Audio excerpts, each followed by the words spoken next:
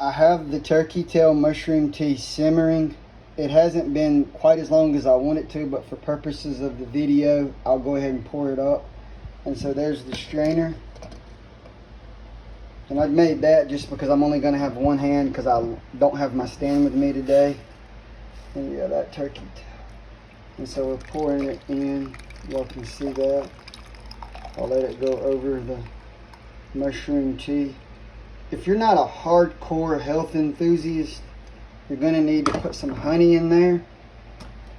My honey, or preferably local honey. I hope you get local honey.